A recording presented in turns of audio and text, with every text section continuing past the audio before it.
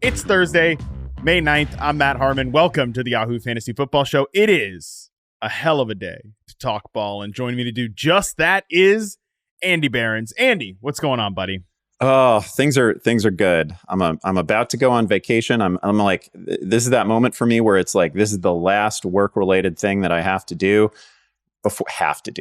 It's my pleasure to do before I go on vacation. So I'm feeling loose. I'm feeling good. We got a mock draft to talk about. What's more exciting than that?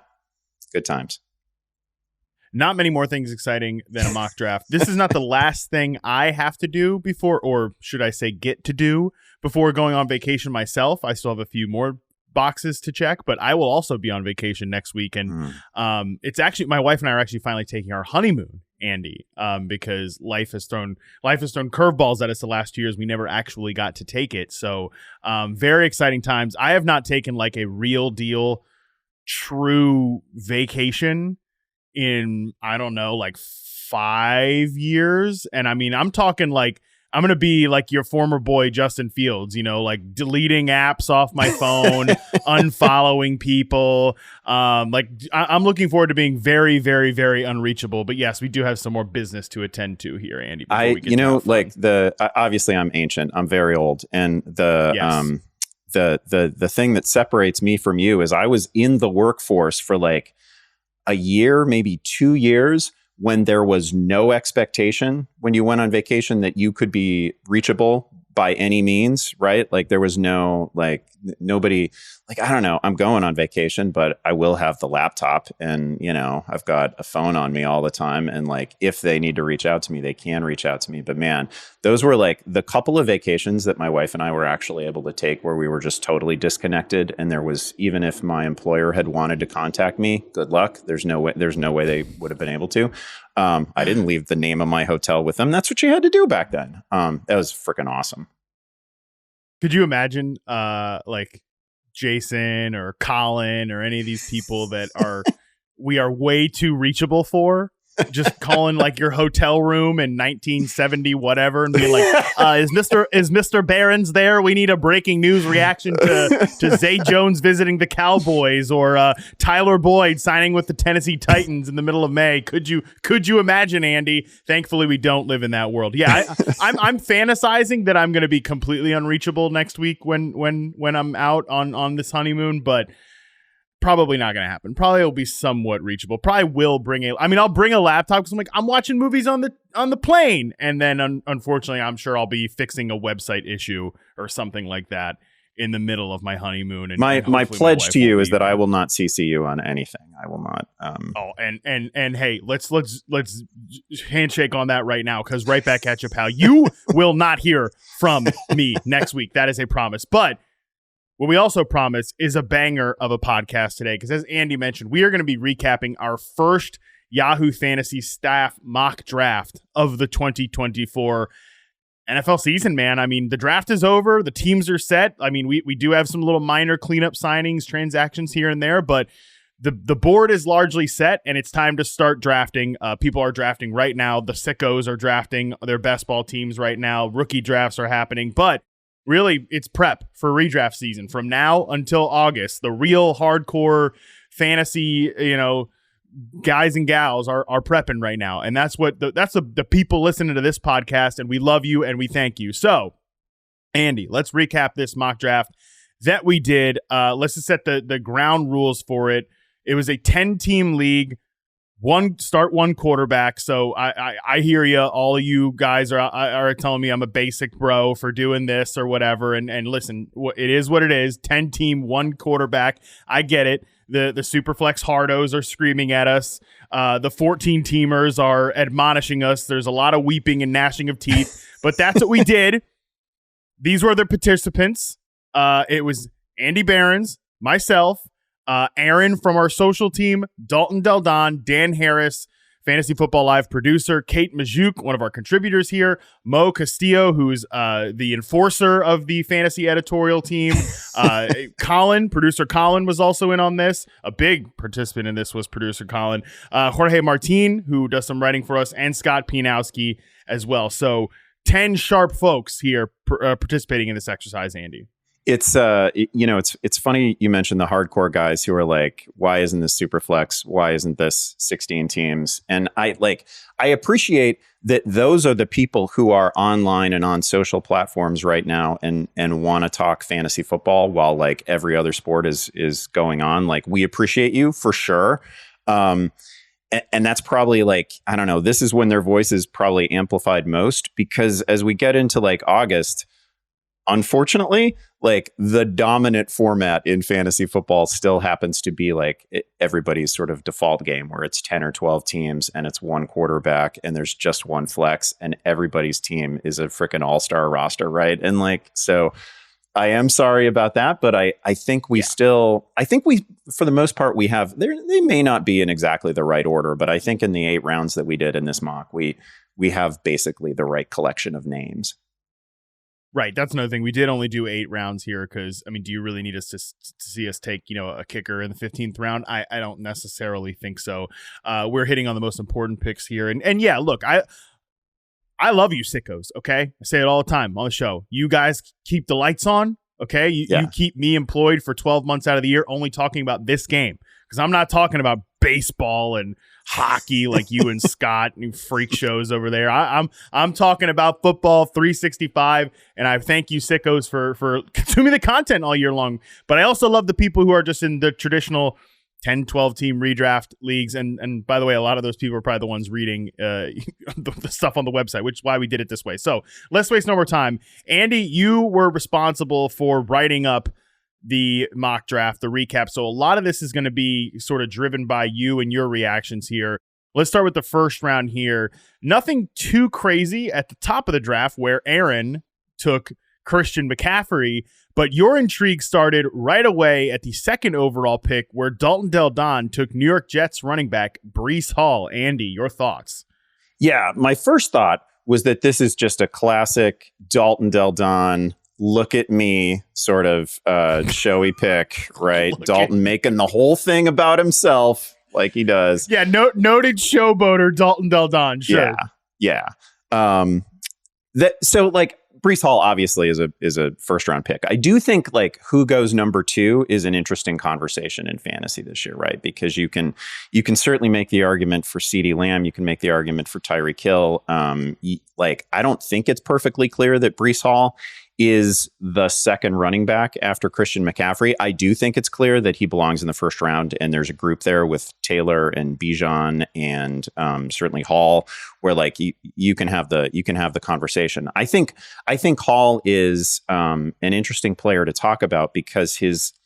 And you know this, obviously, because you were riding Breece Hall in a handful of leagues where he led you to titles, right? Like, shout out to me, yes. Great play, shout out to you. That was mostly willed by you. Like, how much of it was Matt Harmon? How much of it was Breece Hall? Do we even know? Is that answerable? I can't 0% of it was Nate Hackett, so I will take more credit than Nate Hackett for sure. So, like, you know how weird his season got at the end, and I think there's a conversation about how that will translate to Aaron Rodgers being at quarterback and the 2024 Jets, right? Because he finishes his year with like a 39 touch game at 37 carries in his final game and huge yardage total. I don't know if they were trying to get him to 1,000 yards. I'm not sure what the story there was. He came up just short, whatever. Great season. He also had like those Trevor Siemian weeks. He's just peppered with targets, 16 targets, 9 targets. The Tim Boyle weeks weren't too different, right? And so now we're coming into a season, and like that was awesome. And then Breece Hall finishes as I think all the hardcores know this already. Led the position in targets, led the position in receptions and receiving yardage. Is he going to be the centerpiece of an Aaron Rodgers led passing attack? I think that's a more interesting conversation because they add Williams. They draft a rookie that they're excited about in Corley. They've got Garrett Wilson, who deserves 160 targets. So like, I think Breece Hall can get there in a better offense, right? I think he can earn this draft spot. I just think he's going to deliver numbers probably in a different way. But he's an interesting conversation starter, I think. Yeah, my initial reaction was going to be I'm willing to sacrifice a few catches or targets for a few more touchdowns. But he did score 9 touchdowns last year, and in a really broken offense, which I think you can say like, okay, well, how in an Aaron Rodgers offense, how many touchdowns is he going to score? Can he push closer to 11, 12? I think that's possible. I think he's a really dynamic player, which is an important crux of this conversation. Like, I think we love the player Breece Hall. Now, maybe this is because you brought up the passing work, and overall, like, I think he's going to be better as a runner. I think he's going to be more effective as a runner in the second season removed from the ACL. That's just generally that's how these running backs work. But because you brought up the receiving work here, I do think it would be a mistake to remove too much receiving work from Breece Hall. Like, I think even though they add Mike Williams, he's still the second best, I would say, or the second most dangerous pass catcher on the team beyond Garrett Wilson, because we just don't really know what we're going to get from Mike Williams. And maybe I'm galaxy braining myself on this, Andy, but it's May. This is when we should galaxy brain ourselves. You mentioned Malachi Corley, who they do seem to be in love with. The Jets social media team is literally tweeting slow motion highlights of routes on air, and he's running a freaking screen route. I was like, all right, we've jumped the shark. Normally I'm okay with just having fun with, May or whatever routes on air highlights. Although sometimes I roll my eyes on Twitter, stuff like that. But I was like, yeah, we're jumping the shark here. That is a screen route, my guy. And he's running 2 steps. Like, we don't need to slow-mo this one. Okay.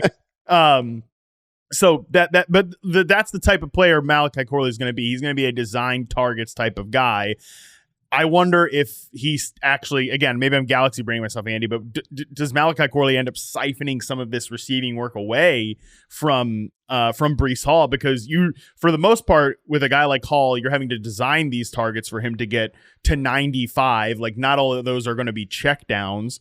Some of them will be, but not all of them. Are those design targets going to go away from Breece Hall and be on Malachi's Corley plate? Because I kind of think that's a mistake. Yeah, no, that's another part of the Breece Hall conversation, is that these weren't like unproductive targets. I mean, the guy was averaging almost 8 yards per catch, right? And he caught everything. So these aren't like wasted targets. I'm not suggesting that at all. I just don't think, he just had his year was so oddly shaped, right? And he gets almost a third of his total yardage in the final 3 games of the season, which fine, they're going to come somewhere. You're going to have big weeks somewhere. And he just, that chunk of time with 2 quarterbacks who are just not even going to be part of the equation this year. He gets like 43 of his catches in a 6-week period. I don't know if it's going to look exactly like that. We haven't really seen. I don't know. You can argue that Aaron Rodgers hasn't had a guy exactly like this before, although I think that Aaron Jones is a pretty dynamic receiving threat. We just haven't seen him. Aaron Rodgers hasn't given us a vintage Alvin Kamara. He hasn't given us like an Austin Eckler type monster receiving season out of a running back. It could happen for Breece Hall. I'm not like, I don't actually hate the pick. I just, more than anything, I just love like clowning Dalton Del Don, and any opportunity you give me to poke and prod at choices that Dalton makes in fantasy, I'm gonna take advantage of it. I just think Breece Hall is one of those super interesting kind of swing players in drafts. Yeah, overall, I'm pretty cool with Dalton making the pick here. I would probably personally go some of these receivers ahead of him, but no arguments from me in terms of Breece Hall second overall. Okay, the rest of the first round. Tyreek Hill, pick number 3 by Dan Harris. Bijan Robinson goes to Kate at pick 4. Mo takes CeeDee Lamb. You take Justin Jefferson. Interesting to hear your thoughts on Jefferson with a rookie quarterback. And then right after that, you wanted to highlight producer Collin, the 7th pick overall, takes Puka Nacua. So, Andy, Justin Jefferson, Puka Nacua, these 2 picks here. Yeah, Jefferson. First of all, that guy played with after the Kirk Cousins injury. It was such a rogues gallery at quarterback for the Vikings. He still finishes with 1,000 yards in 10 games, which I think just underscores his absolutely ridiculous talent when healthy. There's so few doubts for me with Justin Jefferson.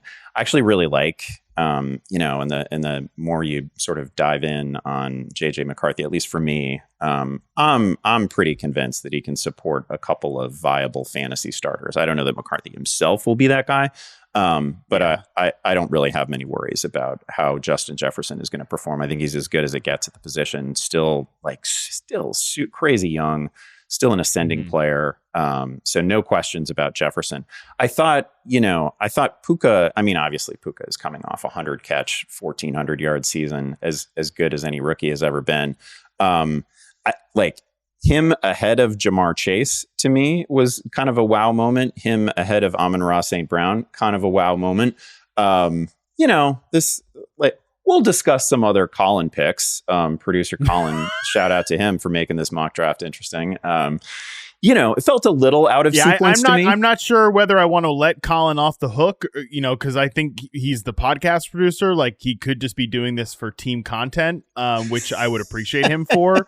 But I'm not 100% sure I want to let him off the hook. So I'm just going to, and since Collin can't speak for himself, I'm just going to say that I'm not sure whether he does this for team content or not. And I'm just going to leave that there. I will say, I kind of, I was having a Twitter back and forth with Kate, and kind of maybe I sideswiped Collin just a little bit in the conversation, and he jumped in, and man, Collin already had he'd gone into notes and he'd written up all of his picks in this draft, and then he hit me with a Twitter thread. These are my talking points on all of these picks. Here's why it was the right move. I didn't see this. I'll have to unmute Collin on Twitter and then and go check. Yeah, well, just temporarily. Don't. Yeah.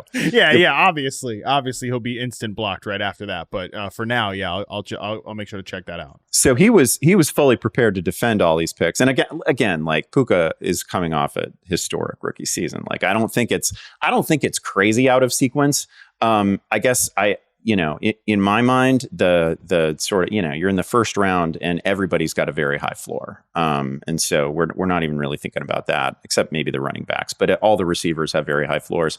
I guess I don't think of Puka's like 99th percentile outcome as being the same as Jamar Chase's or Justin Jefferson's, but you could talk me into it. He's coming off a great year. I don't personally have a problem with Puka in the first round. I mean, ADP wise in early best ball drafts, he's wide receiver 6. He's the 9th overall player off the board. I'm not too concerned with him going in the first round. And like, I think it gets dicey after him, right? Like, I think AJ Brown, is his 99th percentile outcome really higher than Puka Nacua at this point? I think he's better. I think he's a better player probably, but that's only because I've seen more of AJ Brown than I've seen of Puka Nacua. I think I could, at the end of the season, if Puka continues on the trajectory that he was on, I think I could say that I'm there in terms of those guys being neck and neck. And I have some offensive ecosystem questions about Philadelphia. Jahmyr Gibbs, Saquon Barkley, Jonathan Taylor. I'm just thinking of ADP wise, not guys. As you mentioned, Chase and St. Brown. We'll talk about Chase here in a second, but like, these guys, do they really have a higher ceiling than Puka Nacua? Maybe for Jahmyr Gibbs, I think he does have some face melting upside, but there are some clear downsides there as well. Yeah, I've got no quarrel with Puka as a I think in a lot of the best ball drafts that we see, we're talking it's a little bit safer in full PPR. If Jamar Chase hits his ceiling, is his ceiling 18 touchdowns, 20 touchdowns, I think maybe, right? I just think the best possible case scenario for Chase, to me, little bit higher than Puka. And again, there are some other receivers there where we've already seen them deliver multiple seasons that are as good as what Puka just gave us. But he's in this club. This is the right conversation for him. I don't mean to suggest that it's like some, Collin made some much wilder picks than Puka Nacua, so we don't need to get bogged down in this one. Jamar Chase was wide receiver 13 last year. He was wide receiver 5 in his rookie season in 2021. Obviously, he dealt with injuries in his second season. He is a very fascinating player. He was my pick right after Collin took Puka Nacua. I took Jamar Chase in the first round here. He is interesting just because he was wide receiver 5 as a rookie, and I think that was still kind of like his peak season. But man, I just think about, and I've said this a lot, I'm going to say it a lot in the lead up to the season, so I am sorry if you hear me repeat this or you already have heard me repeat this.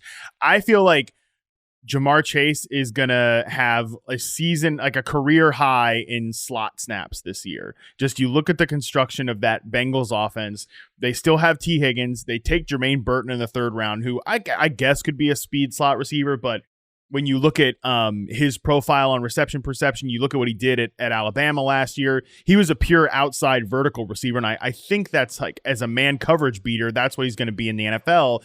So in 3 receiver sets, we could see Jamar Chase doing a lot of like, he's not going to be a 70% slot player, but he could do some CeeDee Lamb stuff. And like, that's just going to raise his floor and his ceiling. So if I had to bet on a guy that hasn't been the number 1 receiver yet in fantasy that could be that this year, if Joe Burrow just stays healthy, because he was productive last season, was Jamar Chase, even without Joe Burrow. If Burrow stays healthy, if Burton is able to establish himself as not a feature player, but just a guy that can get on the field in year 1, man, I mean, Jamar Chase could easily have just a ton of targets. And again, they could be higher yield and higher efficiency targets just based on where he's going to line up. Yeah, that really feels right when you say it. Like, again, not that he's going to turn into, Curtis Samuel or whatever, but he, like, the idea of Jamar Chase as somebody who's like 60% outside, 40% in the slot, something like that'd be really fun. And it's hard for me to imagine that Jamar Chase isn't going to finish his career with like at least one, 1,850 yard season, ridiculous, like 16, 18 touchdown total. He's just that electric. You think back to the best moments from his rookie year, like that just all seemed on the table for him, and it still seems on the table for him now. First round finishes up with Jorge taking Amon-Ra St. Brown, who I think if it was me, I'd probably take Amon-Ra St. Brown over Puka, but it's at least a conversation.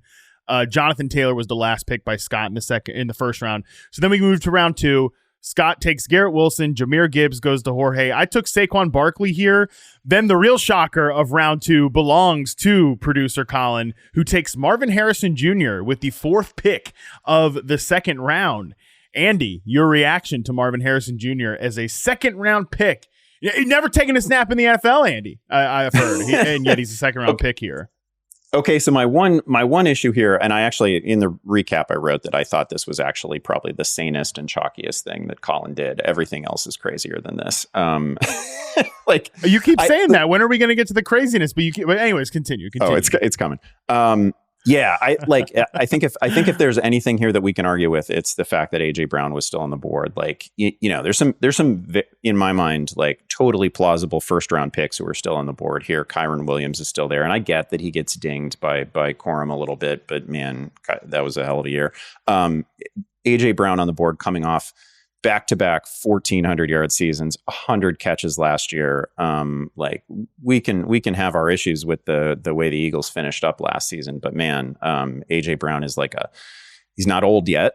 He's not broken down, and he's done it again and again, right? Like, and if Marvin Harrison finishes with a year that approaches what is now the standard issue AJ Brown season, I think you'd consider it a big win, right? But that said, I do think this is the right round for Marvin Harrison. I think there'll probably be some disagreement on that front within maybe the Yahoo Fantasy crew. I don't think that Pianowski has him very high at all. But like, he is walking into, assuming good health, he's walking into like 140, 150 targets, which is probably what it takes to get into this round.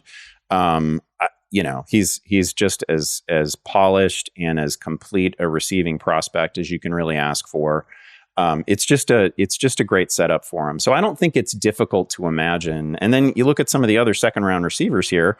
I mean, yeah, I think I like him more than Nico Collins in 2024. I think I like him a little bit more than Drake London in 2024. I think I like him at least as much as Chris Olave in 2024. So I don't think it's a crazy round for him. Again, I would take Brown. I think AJ Brown is still a first rounder. He falls to the second round here, but other than that, I don't have a huge problem with it. Yeah, I think you're immediately going to see Marvin Harrison Jr.'s rookie, like I said, never taking a snap in the NFL. That usually ages pretty poorly for people when that's like your only argument against the player. More so at running back, but still receiver's definitely been that position of late too. You're going to just holy Marvin Harrison Jr. second round, but I think really when you start to stack him up at the only one I'm with you is AJ Brown. That like I think it goes AJ Brown tier, then into Marvin Harrison. Because, I think Marvin Harrison is in the same bucket of like Olave or Nico Collins or Drake London, all of these guys. I mean, maybe there's some running backs. Like if you want to build your team that way, right? We have Kyron Williams in this round. We have Derrick Henry in this round. Maybe those guys go ahead of Marvin Harrison and some of these receivers, or at least maybe they should. But still, like, I think he has the same floor ceiling combination as those guys. And honestly, like when you stack it up, you're right. Like very conservative projection is just like 138 targets for Marvin Harrison Jr. That's so conservative. And that's like kind of median range of outcomes, which is what you'd say for an Olave. And maybe you'd say it for Nico, or maybe you'd say it for Drake London. But there are some other questions in those offenses. Certainly in Houston, it's more crowded than that, right? So, yeah, I think when you really just sit down and kind of stack it all together from an in-position standpoint, this is his tier. Whether if you like him at the top of this tier, cool. If you do like other guys at the top of the tier, that's fine. But I don't think it's actually that egregious of a pick. There is a phenomenon that I think maybe Collin was vulnerable to here, where there's like, people want to have shares of like the next big thing, right? Totally. We see this all the time. We've seen it for years, and so I think that if Harrison finishes his rookie year and it's sensational, by which I mean like 1,250 yards, 1,300 yards. He catches 90 passes. We're getting 7 or 8 touchdowns. I think if you drafted him here, 4th pick in the 2nd round, you're like, hell yeah, that was a win. I totally called it. Well, AJ Brown is probably going to crush that, right? Like AJ Brown's probably going to beat that by 150, 200 yards. He's probably, he's a stronger candidate for 10 touchdowns. I think he's already given us 100 catch season. Like, I don't know, but you'd still be really excited to get it from the new guy, and you're a little bit less excited to get it from the guy who's done it before. It's just I don't know. There should be a name for that phenomenon. I don't exactly know what it is. Perhaps we'll name it after Collin someday, but I do think that is a real thing and a trap that we fall into.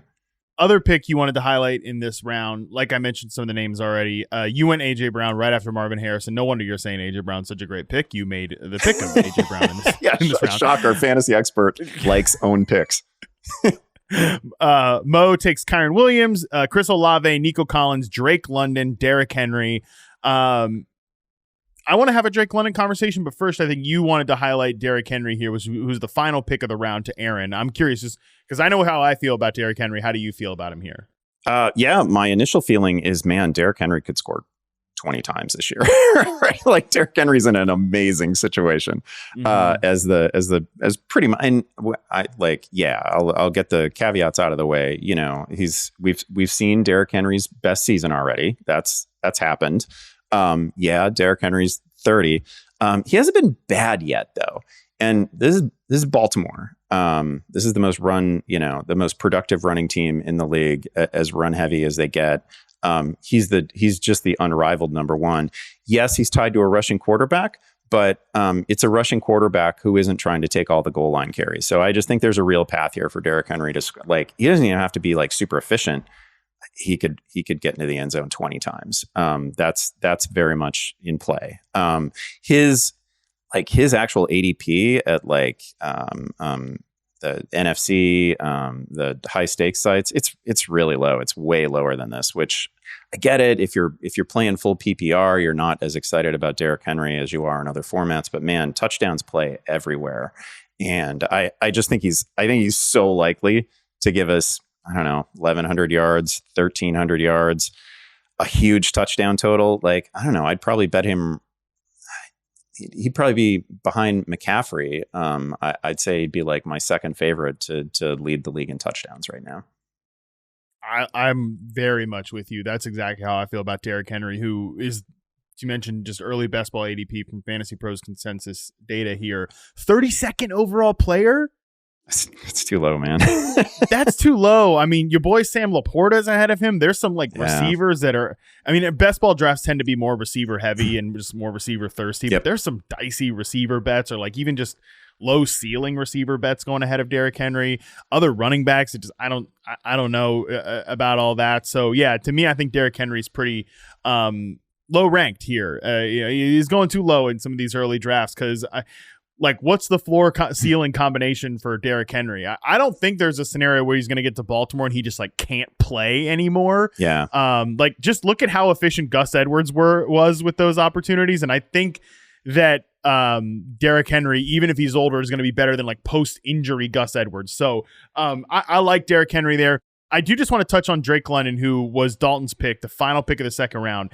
Andy, I think I'm going to ask everybody whose opinion I respect this question heading into the season. I guess I'll ask you as well. I'm not going to lump you into people I respect, but I guess I will ask you as well. Fair. I'm a big Drake London guy, right? I love Drake London. I think he can be, by the end of the season, he could be considered like a top 10 real life NFL receiver. I think he's got that in his range of outcomes. Extremely good player. Okay. Very, very he checks all the boxes I want from a wideout, right? Like he does all the things I like. Same time though, he's going off the board here. End of the second round to Dalton. He is in early best ball drafts ADP of 20 overall, not wide receiver 20 overall, wide receiver 12. On certain sites, he is up there as a clear top like 15 pick overall off the board. This is a guy, again, I think the film on Drake London has been great. Okay. I think his stats have been a product of his circumstance, not a product of Drake London. And I think the situation is much better here for Drake London. Are we going to get over our skis a little bit too much, Andy, with Drake London? Because here's the thing. Brass tacks, this guy has been wide receiver 39 and wide receiver 35 in his first two seasons. Even just giving him the Kirk Cousins boost and giving him the offensive ecosystem boost, he could get to like wide receiver 20. And I think that'd be a great season for Drake London. Like if Drake London finishes with 81 catches, over 1,000 yards, and 7 touchdowns, are you disappointed by that? Because that's the Devontae Smith season last year, and he was wide receiver 20. So I do think there is a high ceiling for Drake London. I just think the variance is a little bit wider. And I say this as a Drake London guy. Like people come in here complaining after 81 catches, 1,000 yards, and 7 touchdowns. I don't want to hear it. So I'm just kind of preparing for that part of it. Am I overthinking this? So here's kind of the way I'm looking at it, and I will say I gave Dalton for the pick because I give Dalton. Sure. It's my bit. But why should we think of Drake London like a whole lot differently than we think of Garrett Wilson? Like they're both kind of, they have both been saddled with just absolutely dismal quarterback situations over the last 2 years, and yet their talent is just screaming, right? It's apparent. We know that in a better situation, better passer at the controls, they could have a big year. We've seen the target totals from Garrett Wilson. I guess we haven't quite got there yet with Drake London, but it sure looks like Atlanta is the sort of offense that could just funnel it to 3 guys, which is what we dream of in fantasy, right? Like that can definitely happen. And I don't know. I feel like I can see that sort of 99th percentile outcome for Drake London looks an awful lot like Garrett Wilson, and nobody blinks if you take Garrett Wilson with the last pick of the first round or the first or second pick of the second round, right?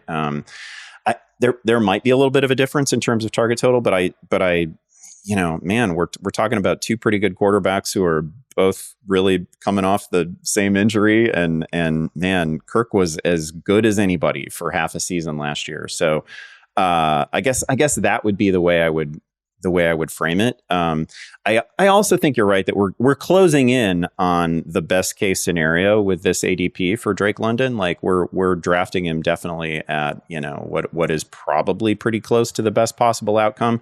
But on the other hand, again, I also see him as a super similar player to Wilson in some respects. Again, like 900 yards last year with Ritter and Heineke at quarterback was heroic work. Yeah, overall, I hope I'm just overthinking this, but I hear your point that we're sort of drafting him maybe not at his ceiling, but we're getting close to bumping up to that ceiling. Let's move to round 3. Aaron starts it off with Travis Etienne, Dalton, very boring, Josh Jacobs, Rashad White, Malik Nabers, Sam Laporta. You took Isaiah Pacheco. Collin takes the first quarterback, Josh Allen. I took James Cook, which I'm kind of mixed on that pick. I'm curious what you think about that. And then DK Metcalf and DJ Moore finish up the round here. So, Andy, there are a couple of curious picks in this one. I know you love your own pick of Isaiah Pacheco, but cool, good for you. You love all of your own picks. Seemingly, that's what I'm getting from your notes here. Malik Nabers, I think, stands out as the first eye-popping pick here. Do you have any issue with Malik Nabers, who Kate took with the fourth pick of this round, compared to Marvin Harrison in round 2? Yeah, I do. I think this is a little bit too close in proximity to Marvin. And you can, if the argument that you're going to make for Marvin Harrison, and this is not the argument that we made, but if you're making a strictly volume-based argument for Marvin Harrison, then I guess you should feel the same way about Malik Nabers. I think they're both great players. I don't see glaring weaknesses to Nabers' game. And they are both stepping into situations where they should be heavily targeted receivers. It's just one of them is a heavily targeted receiver with Kyler Murray at quarterback, and the other one is headed to a pretty messy QB situation in New York. Yeah. And I feel like there should be more than a round of difference between them. I don't think that you want to take Nabers as at the back end of the wide receiver 2s as a wide receiver 3. You're looking at him in round 4, round 5. I get it. This felt pretty aggressive to me, especially I don't know. Again, you start looking at the receivers who were on the board. It's Metcalf, it's DJ Moore, Devontae Adams is on the board. Ayuk, both Niners are on the board, right? It's a good group of receivers who were still there. I get it with the volume game with Malik Nabers, but am I going to get? I don't know. My own projecting for Malik Nabers does not make him a 3rd round pick. I will say that much. I'm with you. I like Malik Nabers a lot, and I think he's going to get fed volume. But the way he's going to have to be fed volume in this offense with Daniel Jones and or Drew Lock is very different than the type of targets that Marvin Harrison's going to get. Harrison's going to get vertical targets on the outside. I think Malik Nabers is going to get a lot of some Mickey Mouse targets here just to get him going in the open field, which is good and bad, right? I think we could come away from Malik Nabers' rookie season thinking oh, that was really, quote, inefficient with the volume that he got, which could be no fault of his own, certainly. And I don't care what you think about Kyler Murray. He's a much better quarterback than either of these two guys here in New York. So I think the floor ceiling combination, that is a wide range for Malik Nabers. And I just don't think the ceiling necessarily is higher than DK Metcalf or higher than a DJ Moore this year, these guys, or some of the players you mentioned that go off in round 4. So I agree with you. That one stood out to me. If that's going to be the Malik Nabers price this year, I'm just not going to have a lot of Malik Nabers in drafts this season, which there's so many good receivers. I don't necessarily know that that's going to kill me. Your boy Sam Laporta goes to Mo, the pick after the 5th pick in the 3rd round. Are you prepared to speak negatively about Sam Laporta, Andy Behrens? Because I do think this is he's going to be an interesting conversation because clearly he's overtaken Travis Kelce as the industry consensus tight end 1, 27th player off the board in early best ball drafts. Scott on the last episode was just kind of raising an eyebrow at that, Andy. Are you prepared to speak poorly of your boy Sam Laporta, or should he be the 5th player off the board? Yeah, I think everybody knows how I feel about that. I am not prepared to speak poorly of Sam Laporta. If somebody wants to make the argument that maybe the touchdowns aren't going to be there to the same extent this year, I get it. It's just he was such a high volume guy last year. Like the targets were there, and not enough has changed in this receiving core to make me feel like volume is gonna veer away from Laporta. So I think he's relatively safe. I think the biggest takeaway at tight end is that it's not a tier of one guy anymore. It's not just Travis Kelce, and then there's an empty tier, and then it's Mark Andrews and the rest of the tight ends, right? It's not like that anymore. And the fact that I don't know, if somebody took Kelce over Laporta, I wouldn't bat an eye at that. That would, Travis Kelce has been a top 3 fantasy tight end for 8 straight seasons, and he's been the number 1 tight end in 6 of those seasons. So and he looked great in the postseason. So if you want to take him first, I totally get it. But the important thing is there just shouldn't be a lot of draft separation between Laporta, between Kelce. And then it's guys like McBride and Andrews and Kincaid not long after. So it's just flatter and deeper at tight end, and that has forced Kelce out of the first round. It's forced any tight end out of the first round, out of the second round. I'm actually if if this is consistently the price on Laporta, I literally had him in 90% of my leagues last year, and it's not going to be the case this year because for the most part, I'm targeting wide receivers and running backs in round 3. So I'll have him in all the dynasty leagues where I drafted him last year, but I'm probably not going to get him in redraft nearly as often. Oh, that just brings a tear to your eye, doesn't it, folks, to hear Andy Behrens say that. I will say that if you are worried about Sam Laporta, and I mean, listen, there's plenty of reason to think he might not give you back a third round ADP here. I would say that if Jameson Williams is going to take a step forward, right? Josh Reynolds leaves behind 64 targets, but it's not just like Jameson Williams gets to keep his 44 from last year or 42 from last year and then absorb Josh Reynolds. Like, that's not how offense works. He's probably going to have to take from somebody. I don't think he's taken anything from Amon-Ra St. Brown. I think he might take a little bit of the 120 from Sam Laporta, and then you really are kind of banking on some touchdown equity there to get you through the next few phases. Again, I don't think anything else is too notable from this round. I clicked James Cook here. I don't love clicking James Cook here, but I do think the Bills are going to be more committed to running the ball, Andy, and James Cook should be involved as a receiver, and he finished the year with some really strong games. So again, I took James Cook, and unlike you, I'm prepared to be self-critical here that I saying I didn't love this pick. It's really only the first 3 rounds where I felt awesome about every choice I made. But I'm kind of on Isaiah Pacheco Island. I've got him much higher than I think the rest of the industry does. I think he's a plausible end of first round sort of running back. Yeah. I think he should be like top 5, top 6. I think the offseason has gone very well for Isaiah Pacheco, and I don't know that we've fully adjusted to it. But I also think the offseason has gone pretty well for James Cook. I mean, I don't think he has an obvious rival in that backfield. He has the Josh Allen problem at the goal line. I didn't think he was like an end of tier guy here necessarily. So for whatever reason, I've only done a handful of drafts to this point, but and mostly mocks, which who cares? And I have not landed upon James Cook yet, but this does feel like the right range for him. And obviously his best games last year were week winners. All right, let's move to round 4 here. This is basically just boring old receiver round. If you want to give it a theme.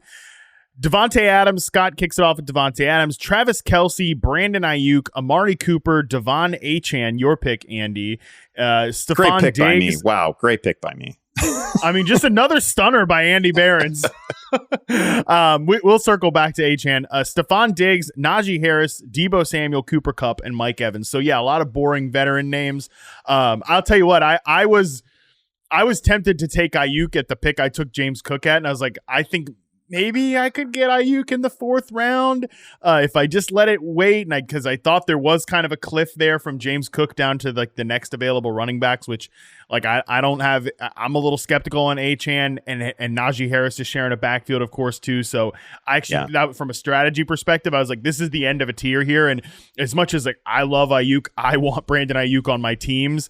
This was a healthy round for boring receivers. So what picks stood out to you in this one besides your own? I think there's always, sometimes in fantasy there's just value on these boring old guys, right? Like to me, this is really, I feel like I'm flattering Aaron perhaps a bit too much here. Young guy, we should probably be beating him down, molding him, but I'm not. But I like that Mike Evans pick. Mike Evans at like overall number 40. Again, like everybody knows that Mike Evans has never finished the season with less than 1,000 receiving yards. Huge touchdown total last year, but bunch of monster touchdown totals over the years. So like he's just a very bankable high floor receiver that you're getting here. And like, I guess nobody's excited to draft Mike Evans, but the numbers are always there in the end, right? Like he basically never misses. Cooper Kupp was, this. I think this is the right round. Cooper Kupp again has had one of the greatest individual receiving seasons in the history of the league, so we got to give him full credit for that. We were panicky about him like 3/4 of the way through the year last year, and then he finished really strong. Strung together a bunch of touchdowns at the end of the year. Also saw some double-digit target games at the end of the year, so I think he saved his fantasy rep a little bit at the end of the season. I think he belongs here. This is where I thought Collin got a little wild, and where I thought Collin's, history with the Cowboys and ex-Cowboys might have gotten the best of him. I'm not taking Amari Cooper when Diggs, Kupp, Evans are on the board. That's just not a thing that's going to happen. And I have a lot of respect for the season that Cooper delivered last year too. Like, I thought he was great. I don't know that he's getting the Joe Flacco bailout this year. Wow, do I have concern? I mean, his quarterback, Deshaun Watson, hasn't been good since 2020. And the partial season that he gave us last year was exactly to the stat the partial season that he gave us the year before. So I think the most likely scenario with Watson is just a bad quarterback now. I don't want to be tied to that. The Joe Flacco bailout is an incredible line. Also, I don't always read what producer Collin puts in the chat, but I'm gonna read it here. Collin says, also, it was Friday night of my birthday weekend. Happy birthday, Collin! And I was missing him, which is just an outrageous thing for a human adult to say about a player that no longer plays for your favorite football team. But we'll leave it at that. My God, Collin, what a birthday present to yourself, right? So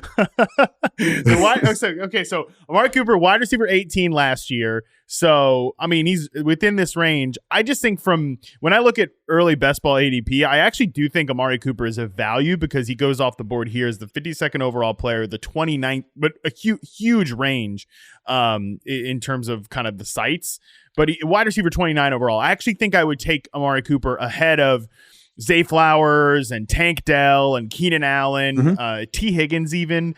Some of these guys, maybe he goes behind here. But in our draft, yes, I do think Amari Cooper was a little aggressive given some of those other names that went off the board in this round. But at the same time, yeah, he clearly has a quarterback problem. But like Deebo Samuel has, I think, a volume and an injury problem. Cooper Kupp, I think, has an old and an injury problem. And Mike Evans, you're kind of counting on Baker Mayfield to run back what you did last year. So I think he could probably do that. Stephon Diggs has a target competition problem. So I'm not defending what Collin wrote in the chat about missing Amari Cooper Friday night. I'm not defending that. I will not defend that. But I will defend him a little bit that like, maybe he's not so out on the ledge here in terms of the tier of this receiver. Yeah, I will just say, like, had he gone 56 here, that's 2 rounds later, right? Like, that's the middle of the 6th round. I mean, I think, and that might be a little, like, he might be a nice little value there. Like, he probably belongs in the conversation with, like, I don't know, Waddle, McLaurin. I'm looking at the names. I'd probably take him. I'd take him ahead of George Pickens. I'm looking at some of the names in the 6th round now, and I like him better than all those guys. I like him better than Tank Dell. Let's move into the round 5 here because I'll read off some of the names here and see if you like any of them better. You mentioned some of them, but better than Amari Cooper here. So round 5 goes with Aaron takes Devontae Smith. This is the round of the quarterback run, literally the next 4 picks. Jalen Hurts, CJ Stroud, Patrick Mahomes, Lamar Jackson. You come back, Andy, with unironically a great pick in Michael Pittman, Michael Pittman Jr., who I think I would take Michael Pittman ahead of Amari Cooper. But Joe Mixon, Collin takes Joe Mixon in this round. I took Jalen Waddle just in kind of like I think it's a little late for Jalen Waddle, Terry McLaurin, and then Kenneth Walker here. So I read off those receiver names. Any of those guys stand out to you as like, should be better than some of those round 4 guys that went before them? Yeah, I like Smith. I like Pittman. I probably like McLaurin over Amari Cooper. It's close. Like this is. I'm so ready to get hurt by Terry McLaurin again. I'm so ready. This is more the conversation. Yeah, these receivers feel a little bit more Cooper-ish to me. I will say on the issue of the quarterbacks, like, and this is one of those things where like you get a bunch of people who work in the fantasy industry together, and you make them have a draft, one quarterback league, and the quarterbacks just simply don't go where they will in a lot of hometown leagues, right? Like when you're in somebody's basement and you're a few beverages in and you're drafting a team, like definitely there's 3 dudes who are taking quarterbacks in the 2nd round. Like that is what happens in live, sloppy, drunken drafts. So that the quarterback run does not happen in round 5. But when it happens, it's going to look like this. Like these are, I think, the right names that are going to just go boom, boom, boom. I don't know that they'll go in this order. I don't know that we'll always see CJ Stroud go ahead of Patrick Mahomes, but it's not crazy. He's going to be throwing to Nico and Diggs and Tank Dell. And man, that is a loaded offense. And I love everything they did. And we love what Stroud did last year. So like these are the names. These are the right names. So this probably happens in your league in like round 2, round 3. And I will also say that I'm a little bit surprised, not to drag a Collin pick back into this. So Collin takes Josh Allen in round 3. I don't see 2 rounds of separation between Josh Allen and these quarterbacks. And that is, I'm recognizing the fact that Josh Allen has been the QB1 multiple times, right? Like I full respect for Josh Allen. Like his receiving core did not get, it's not upgraded in any obvious way relative to last season. And all these other receiving rooms, obviously things are looking great in Houston. Things are looking better in Kansas City than they were a year ago. I think things are looking really good. Like second year of Zay Flowers. I like where Baltimore's receiving room is at. Like I don't know. I don't think that Josh Allen is the don't even give it a thought QB1. I think there's a conversation there. Early ADP does seem to disagree with you a little bit, where he is the consensus QB1. He's the 21st overall player off the board in early basketball drafts. And the next highest guy that's taken is Jalen Hurts at 33. So actually we this was right? Because again, early drafts, Jalen Hurts 33, Lamar Jackson 40, Patrick Mahomes 42, CJ Stroud 47. Like that is sort of how it goes in drafts, right? So I kind of like that there hasn't been this felt one of those Twitter straw men things where as soon as Stephon Diggs gets traded, everybody's like, Josh Allen about to be a big value. Make sure you send trade offers for Josh Allen in Dynasty. And like nobody seems to have like overreacted to that piece of news, which I think is right. Yeah. Could Jalen Hurts finish as QB1 or any of the other guys finish as QB1? I think totally possible, but I still think Josh Allen is such a safe bet. So I'm a little bit disagreeing with you on that one, but that's the argument for Allen, right? I don't see a scenario where a healthy Josh Allen is not a top 3 or 5 fantasy quarterback, right? Like there's no way he drops from those ranks. Yeah. Let's move to round 6 here. Trey McBride, George Pickens, Anthony Richardson by your boy here. Dalton Kincaid, Alvin Kamara. Great pick by Andy Behrens, Alvin Kamara. Aaron Jones, Tony Pollard, Mark Andrews, Tank Dell, Keenan Allen. So I took the plunge on Anthony Richardson here. I explained a lot of my logic on the last episode with Scott, where the biggest thing to me is that I think Joe Mixon, Kenneth Walker go in round 5, and I'm not sure how I'm going to feel on Kenneth Walker. I'm still working that one out. But like when Collin took Joe Mixon, I was like, I think that was the running back cliff, because after that, like I can see scenarios where Alvin Kamara is useful. I can see scenarios where Aaron Jones is useful. But like when I took Anthony Richardson, I was weighing him because I thought it was like, all right, I've taken 2 running backs here, Barkley and James Cook, but I'd probably like to take a third running back. I actually ended up getting David Montgomery in the next round, and it was like, wow, actually, I like David Montgomery just as much, if not more, than a lot of the backs that went ahead of him here. So I felt we shouted out Andy enough. Shout out to me. I did great to get David Montgomery there, but when I was weighing Richardson against some of these other backs, it's just like this. He has that type of upside, like define my fantasy season upside, where those running backs at this point do not. Yeah, this was when I took Pittman, this was my plan. Richardson was my plan. And I like who gets mad about getting snaked in a mock draft. Fine, it's whatever. But Richardson, I was going to come back with Richardson, and I was like, oh man, that's my hook. That's what I'm going to write about in this damn recap. And then I had to blow that up because Harmon takes Anthony Richardson. I think Richardson is the right quarterback to take. Like once all these sure thing guys are off the board, and it's a 1 quarterback league. So, if Richardson, I don't think he's going to faceplant, but if he faceplants, it's a 1 quarterback league. It's fine. There's going to be, you're going to find a guy on the waiver wire who's going to give you 4,600 yards, right? Like that's just how this goes in a 10-team 1 quarterback league. So you should take big swings. And Richardson is the right way to do it. rushing upside is massive, right? He runs for 4 touchdowns. He only finished 1 game last year, right? He plays 4 games. He only finishes 1 of them, gives us 7 combined touchdowns. I liked everything about like the glimpses that we saw of what that passing game was going to look like and what they were doing for him. I just think it all looked great. The receiving core got better. They drafted to build around their quarterback. Like I just love what they did in the offseason. And if we get 15 games out of Anthony Richardson, I don't see how that guy's not a top 3, top 5, top 6 quarterback, right? Like it's just, it probably hurts Jonathan Taylor. It's going to be difficult to pick which receiver other than Pittman is going to thrive. But, I think Richardson can be great. And I think he's one of those guys where like the, 99th percentile outcome is a total golden ticket player who takes you to, not just the playoffs, but maybe to the championship round. So I love the Richardson pick. I think I think that's the kind of upside that we need to start looking at here. I guess I would at running back, I would say that I think the cliff occurs after Jones, Kamara, Montgomery. Certainly, we're going to go another round here, and I hate to, I hate to compliment Collin, but I think Zamir White, where he got him, was a solid pick. Like I think he's part of that running back group that we can feel okay about, and then it immediately gets really rough. Yes, I agree with that. Just last on Anthony Richardson. Anthony Richardson is either going to be the defining fantasy player of 2024 or the biggest, like, you guys are a dumbass troll comment we're getting from listeners and users. Totally. Like, and not just us. Because if you're listening to this podcast and you only listen to this podcast, I mean, number one, shout the hell out to you. Okay. If you don't listen to any other football or fantasy podcast, you only listen to this. Like, I love you. Send me your address so I can send you like a gift basket or something, because that's insane dedication. But again, probably that's nobody.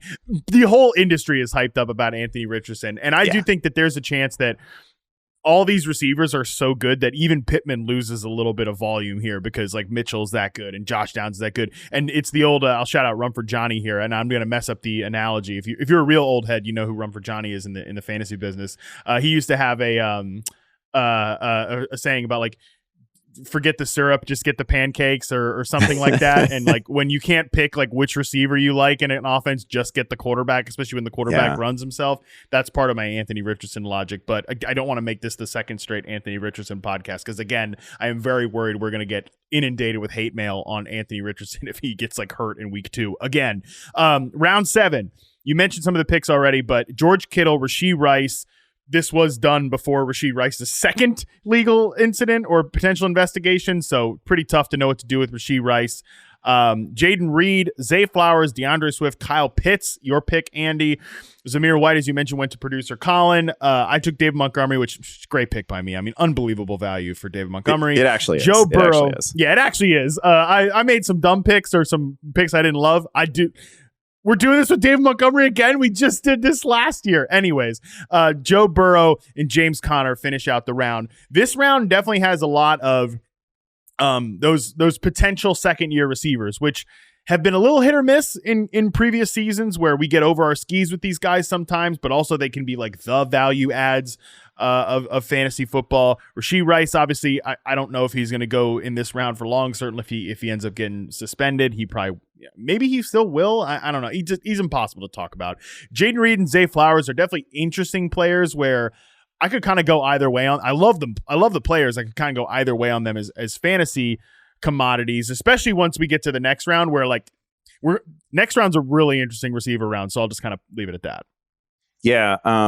Rice is an almost impossible conversation, right? Because like, I don't know, fantasy experts sound ridiculous when we try to break down a complicated medical situation. And like, when we wade into the law, where it's far worse, right? So like it could be anywhere from the suspension doesn't hit until 2025 to he loses half a season to he doesn't play again. I have no idea what's going to happen with Rashee Rice.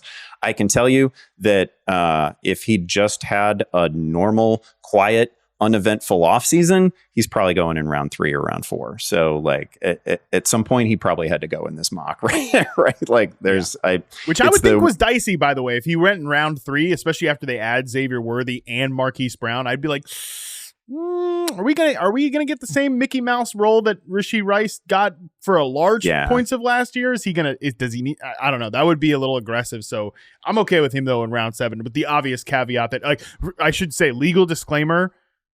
I mean, shouldn't make jokes, but legal disclaimer. I am not actually allowed to call myself a fantasy expert because I don't have 50 years of experience in the field like Andy does.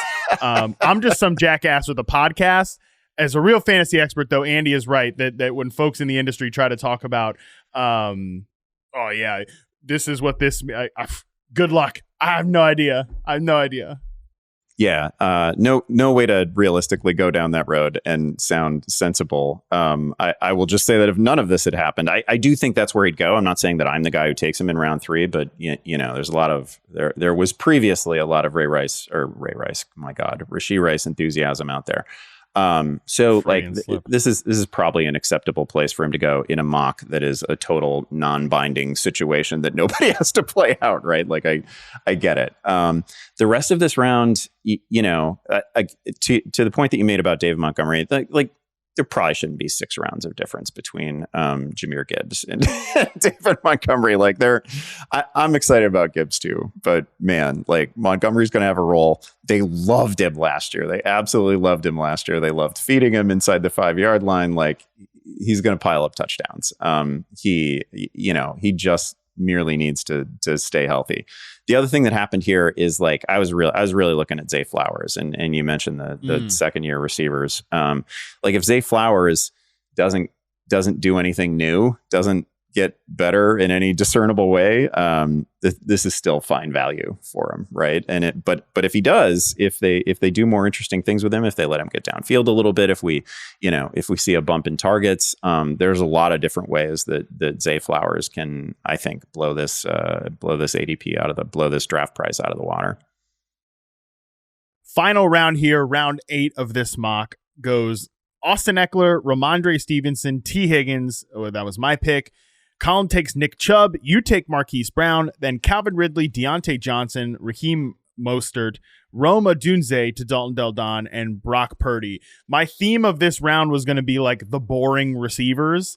That the boring receivers that all could very realistically outproduce everybody that was taken in round 7. Like if I tell you that T. Higgins, especially I was like, T. Higgins is still on the board. Like T. Higgins outproduces Rashee Rice, Jaden Reed, and Zay Flowers. 0% surprise. Marquise Brown outproduces any of those guys in Patrick Mahomes' offense. 0% surprise. Calvin Ridley, I'd be maybe a little surprised, but like still a very good player. And Will Levis takes a step. We're still counting on some things to happen there for those second-year receivers. I could see Calvin Ridley outproducing those. Shoot, even Deontay Johnson. Like if Bryce Young is a viable NFL quarterback, Deontay Johnson could outproduce any of those second-year receivers. Of course, Dalton Del Don has to ruin it here, the boring receiver theme, by going with an exciting rookie in Rome Odunze to end round 8. But alas, generally that was my theme of this round. Yeah, I think with Deontay, you can just look at the season that Adam Thielen had in a version of the Panthers offense that is surely worse than what we'll get this year. I think Deontay at this stage a better player, right? Like he can have that year, and he can have that year except finish it off. Look at any season Deontay Johnson has ever had. Yeah. Like in his professional career, it's pretty similar.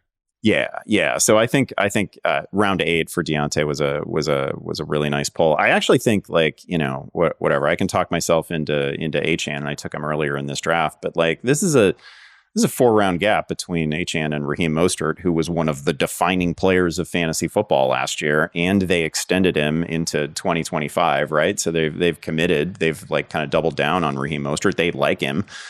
He fits the theme of crazy fast players who they use really well. So I think Mostert was a nice value, and my God, I hope Dalton is right on Rome Odunze. I was in the same building as Rome Odunze last night, by the way, at the Chicago Skies preseason game. It was great, like the big Bears representation there. That was cool to see. I think Odunze exactly. Odunze just a wonderful player. He's got the most pristine reception perception route profile that you'll ever see, right? Just green splashed all over the page. Love him. It's possible that he is the Bears' number 3 receiver this season, right? Like, and if he is, by the way, it's the second wide receiver 3 in real life that Dalton took in this draft, because he also took Tank Dell. So I don't know, building your receiving core around like the actual, like, in reality wide receiver 3s on their teams. I don't know if that's where I'm going to go, but I do think Odunze is a phenomenal player. It might take, it's going to take a best case scenario from Caleb Williams for him to really smash this year. It might take him leapfrogging Keenan Allen at some point, but like that's in play. I think Odunze is great, and I hope Dalton nailed this. Yeah, I'm of the opinion that I'm not sure that I buy that, like, there should be a round 3, round 6, round 8. That seems too clean for the Bears receivers. Like, I think that, yeah, you should be cautious with Odunze because he's a rookie, but if he's the best receiver on this roster in year 1, like, he is good enough to do that. Now, I will also say that he is never not in the same place as Caleb Williams. Like, they are like at the hip attached all of a sudden, right? Like, you never see a photo of one without the other appearing in it. So yeah.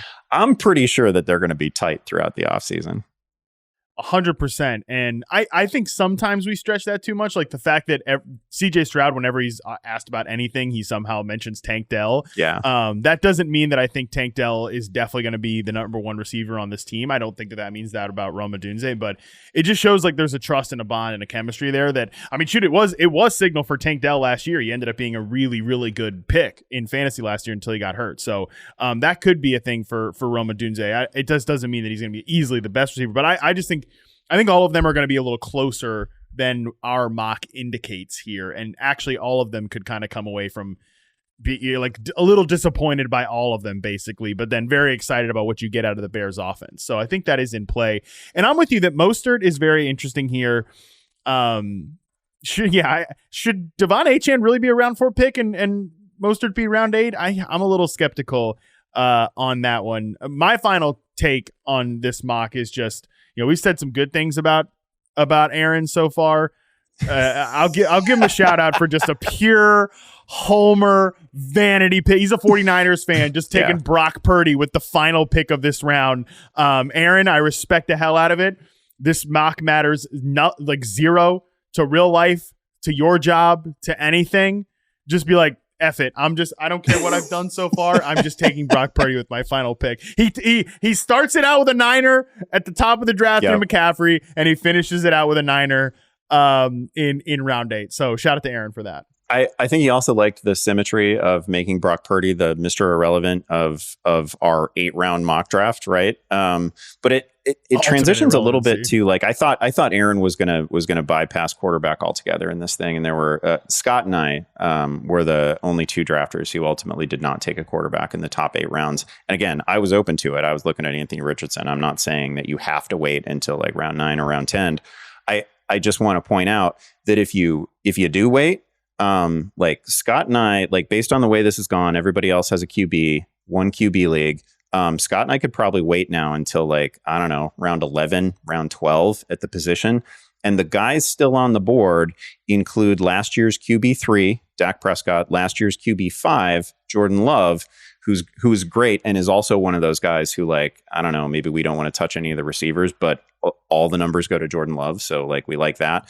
Kyler Murray is still out there. That's a guy who's been the overall QB3 before. He's had an 800 rushing yard season, right? Like, we love Kyler Murray. There's just a bunch of options. Like, it's fine if you can get away with anything in a 10-team league for the most part, right? And so it's fine if you're in on the early quarterbacks. I get it. But if you whiff on those guys, if the run happens and you're out, like, you can still get Jordan Love super late in this format, and you're fine. Like, that guy can definitely finish as the QB4, QB5. Yep, I think that's a very viable, smart strategy by you, Andy. The only thing I will say is, you got to know your draft room, and if we pushed this mock into next weekend, and I don't know what Collin's social plans are this weekend, but maybe he's feeling a little emotional after a few drinks, and he wants to. Yeah, he took Josh Allen earlier, but he wants to get one last ride with Dak Prescott because he's not going to be a Cowboy again. So he takes Dak as his backup, and like, he comes around in the next round. And he just takes Jordan Love because Jordan Love hurt him before. He heard him this earlier this year in the playoffs, right when Jordan Love crushed the Cowboys. So you got to know your room, Andy Behrens.